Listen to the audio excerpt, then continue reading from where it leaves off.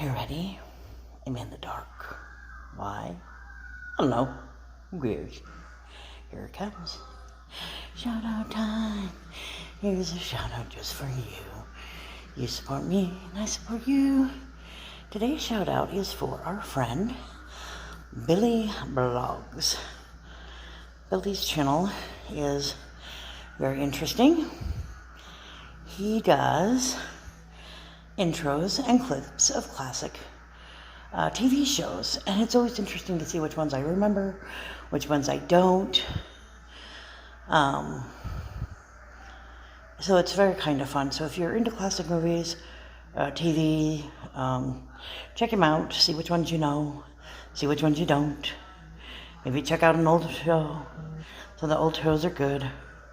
So I just want to shout out to Billy because he's great, been a great supporter. So I want to send him some love. Like, share, comment, and don't forget to enjoy Joe's history class lesson session. Bye. Okay, as per requested, live on remote access, the bearded historian is going to tell you some history. Okay, well, this particular piece is going to be kind of unique because we got to go to the present to go back to the past. Now, 1996, there was a traveling exhibition on the Berlin Wall here in Rapid City. Because a lot of people are like, what's the Berlin Wall got to do with Rapid City? Well, they had a tour of it going through, and it was kind of informative. Some of the people that were in charge decided to see if they could actually get a monument set up. And they were able to obtain two pieces of the actual Berlin Wall, plus a couple of the barriers that were designed. But to talk about the Berlin Wall in proper, they built these little sign pieces that were kind of interesting on the history event. This one over here, for example, for the visitors. Between Mount Rushmore National Memorial and Ellsworth Air Force Base, the remnants of the Berlin Wall are a vivid reminder that vigilance must never give way to complacency where freedom is concerned. Principles of freedom espoused by Mount Rushmore's four presidents played a pivotal role in destroying the Berlin Wall, the symbol of communist tyranny. In 1980, world-renowned Swiss healthcare lecturer Dr. Angelo Sargenti toured Ellsworth's missile wing and bomb wing. Sargenti said, "Colonel, I would want to thank you and your airmen because of what you were doing here on the western plains of South Dakota allows my people in our tiny corner of Switzerland to live in freedom." Basically, we were guarding the European theater from Cold War aggression. I have no idea if these are in any particular order. They don't have numbers. Let me see here, because I think this is the first one. Yeah. Okay. The Cold War officially started at the end of World War II. Soviets were on one side, America, England, and France were on the other. Germany itself was divided in half. As the way things went, the city of Berlin itself was divided into three parts. Yeah, the wipers got stuck on because you got out of the car and tapped them. Oops. But like you can see here, they showed a picture of what it actually looked like along the border between the east and west. They called it Spanish Horsemen, which were those little tank traps, the little girder pieces. Part of that display there. Now, what's really crazy is a lot of people don't realize is your original Berlin Wall was just like one you would have in your house. It took bricks, some mortar, established a border, and then they had guards that would take and make sure nobody would go over it. This all started, originally, the borders were set up back in 1948. Okay. What was really bad about that time is that the Soviets tried to do what was known as the Blockade. They tried to force West Berlin to give up by starving them out. America and some of the British and some of the French responded with what was known as the airlift. Bombers, including some that are stationed out at Ellsworth, would actually get payloads of stuff together, food, coal, water, load them into the planes, in tanks and containers, and then fly them into individual corridors and land, unload, and turn around and fly off again. Thousands and thousands of tons of supplies were moved through. In fact, there were so many supplies, a Soviet reporter was actually fired because the Soviets didn't believe the numbers he was reporting the planes were coming in at. He's like, there's no physical way the Allies could move that many, sorties in one day. Surprisingly enough, we did really well for the air bases. But what was winding up happening is that people were seeing West Berlin bloom while East Germany was kind of stuck. There was no real development, there was no real construction going on, and people were getting kind of disillusioned. So-called workers' paradise never really bloomed. Well, what wound up happening is that people were leaving East Berlin and going into West Berlin and staying there. And so the East Germans were trying to find a way to make it harder and harder for people to get over the border. In '61, a good, 13 years later, the East Germans started construction of a barbed wire cinder block and mortar barrier between East and West Berlin. A lot of them you could see they were using at times, sometimes buildings that were still there, apartment construction. They would put the walls between, use part of the wall, some more segments. The irony of it is that they still had people. They would go to the windows in some of the buildings, open a window, and drop their loved ones into freedom. Really pissed off the East German Soviet occupants, as they called them. Interestingly enough, it said in jury conditions, the barrier intended to stop an exodus of citizens from fleeing. In 1960, 197,000 people left. That's twice the population of Rapid City left in 1 year. In the first 6 months of '61, 153 still went over the border. Eventually, they did everything they could. They cut communications, trains were stopped, occupants living on the east side of the buildings were compelled to evacuate the buildings, and eventually they wound up tearing down those buildings too because they were trying to stop people from leaving. Eventually, they started getting a little bit stronger methods. You can call it creative, you can call it fundamental, you basically would call it cruel, because they were designing a way to make it physically impossible to escape from East German rule. And besides walls, they started doing things like there was a death zone that was mines. How would you like to be living in a country that mines its own borders to keep you in? That's kind of crazy, but that's exactly what East Germany was doing. They had armed guards who would shoot you if you tried to run. They had guard dogs on long leads. And what was interesting is they actually went through 4 different developments of the wall. Thankfully, the 4th one never got put into play. Using high wire fences, built-in alarm systems, floodlights. This is sad here. They actually destroyed a church in the middle of the border. Thankfully, they put up some plaques so you could see where it was at one time. Atop it crashed. 4 years later, Christians with their crosses contributed to the crash of communism. But our next one, they did have cases where, the East and West would square off.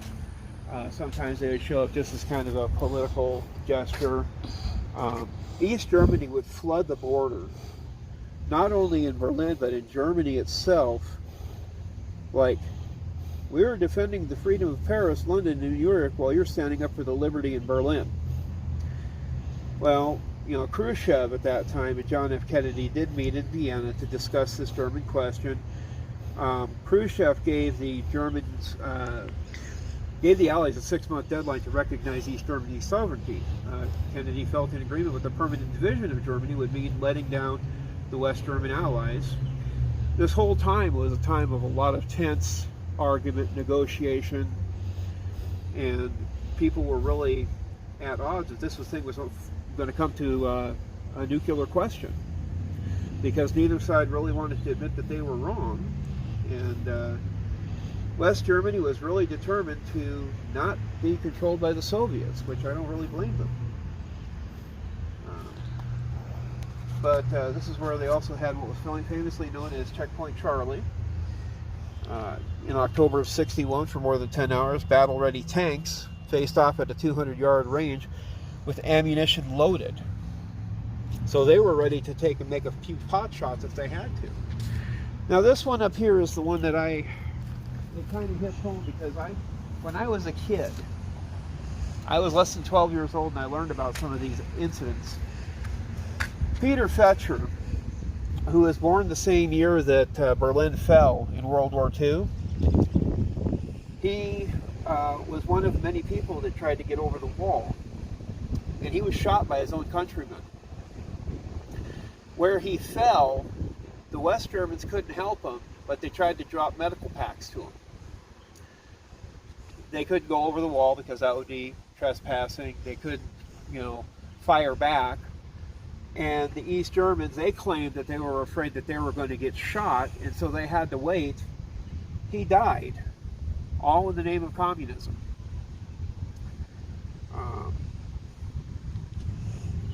But this is where it also gets, there's a picture here of what people were doing to get to freedom. They had West German firefighters who were catching people being dropped from the 4th floor to get to freedom. They were willing to risk their lives to get out of East Berlin.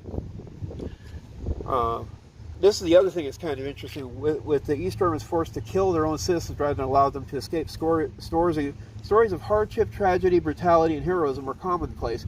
Because it went up suddenly, 53,000 East Berliners lost their jobs in West Berlin. I'm sorry, I can't come into work today. Why? Well, you see, there's this wall.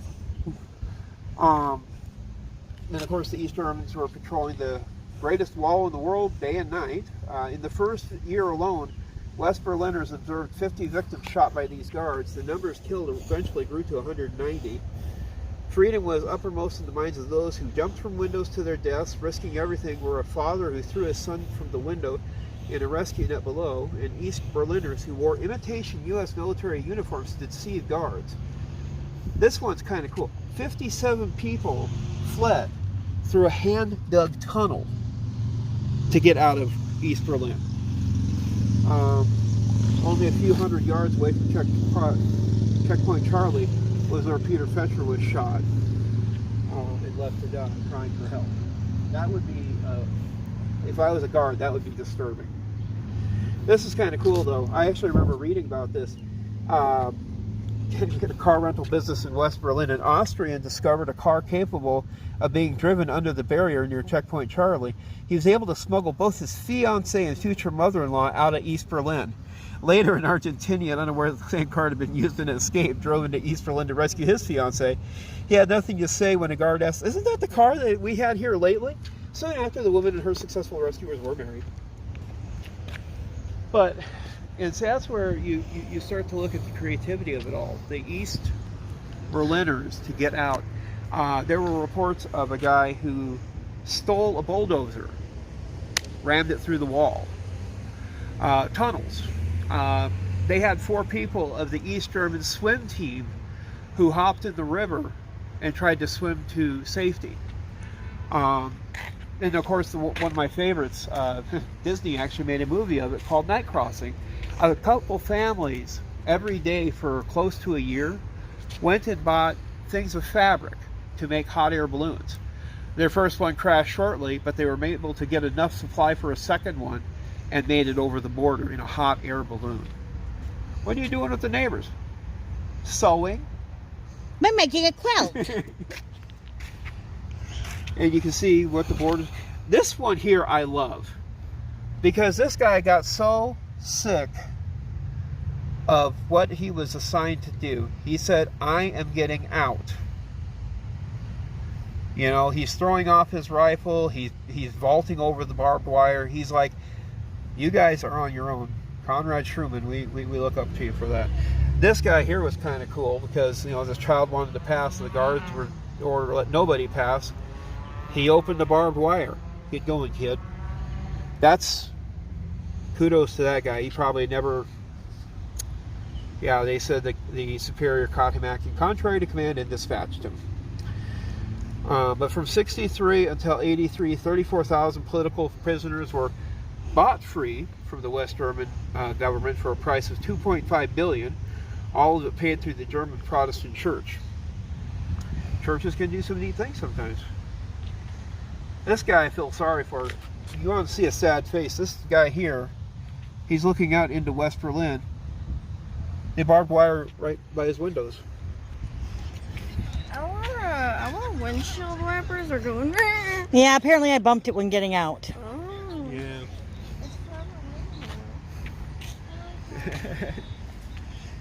But yeah, here's the commitment that we put in. Starting in 48, we did a 462-day Berlin airlift. During the blockade, grateful Berliners experienced a sense of belonging to the West. One of the neatest things that I remember reading about was during the airlift there was a commander of one of the gliders, and he himself had rigged up these little parachutes of candy. And so as he was flying into Berlin, he started chucking them out the windows. Well, these kids were like, it's raining candy. Well then, you know, he'd make another flight, he'd throw some more candy, make another. Finally, his commanding officer caught on to him. And he's like, have you been throwing candy out of your aircraft? He says, Maybe. Maybe. Well, not only were they were actually happy with the note because the Berliners were excited. They helped him do it some more. And so, yeah, he kind of became kind of a folk hero there in Berlin. You know, the Americans who were helping seed their hopes. But every president, as you can see, from Kennedy to Reagan, Reagan's most famous line, General Secretary Gorbachev, if you seek peace, open this gate, Mr. Gorbachev, tear down this wall.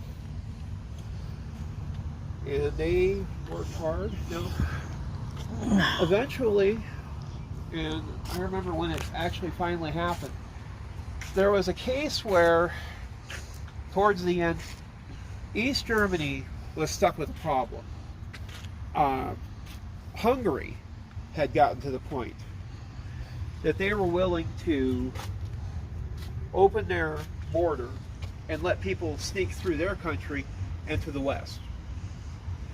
The leader of East Germany at the time had made a classic slip-up on TV and said that eventually we will be issuing papers for people to travel, and somebody said, when? Well, he didn't give the date. Well, all of a sudden, this mass of young adults showed up at the wall. And the poor guard on duty at the time was like, sir, there's a crowd that is formed here, and they want to know when they can get their papers stamped. And it was at that time the East Germans finally said, now. And so he literally started punching stamp after stamp after stamp. People were flooding to the point that they were, you know, they eventually took one of these sections and it took a crane grabbing the upper concrete piece, pulled it, and yanked it up off of this foundation piece here. And people just started flowing through. A couple days later, a couple more sections went on, and officially in 1989, the Berlin Wall was dead. A couple, I don't remember the exact date, they had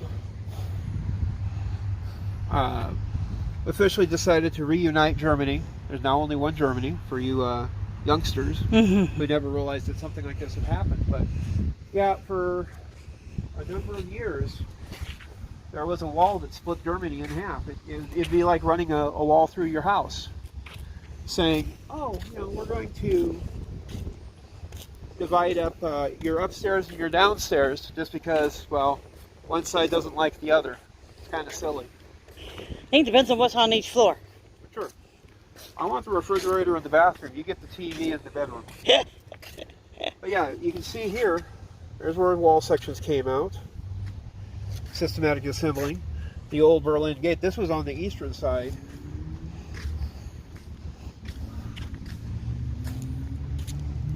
But eventually, you can say victory was achieved. Yeah, see, November 9th, 89, to stem the flow of refugees. They finally said that they would issue passports to all East Germans, allowing them to come and go as they pleased. Hundreds of thousands of celebrating East Berliners peacefully swarmed. See, here's where the first segment was released. They had a guy up there cutting through the cable line up on the top. And official demolition of the wall began June 13th of the next year. Segments went into depots and recycled for use in road construction. And officially on June 22nd, Checkpoint Charlie's wooden hut was lifted out and carted away. It's now in the museum. But this was our little trip into history, past and present. If you guys get a chance sometime, come out to Rapid City. We got this beautiful memorial pond. They have festivals and parades downtown. But this is Joe, the bearded historian. This is Sue. It's her birthday. Say happy birthday. It won't be birthday when it's posted. And there's a goose. Gus, we're heading to the car, then we're going to go to the library. Thank you for tuning into the Bud Files. Have a good one. We're no longer live. No longer. No longer live from... I'm trying to think of what they say in the news, and I don't watch the news enough to know what they say. Say goodbye. Bye.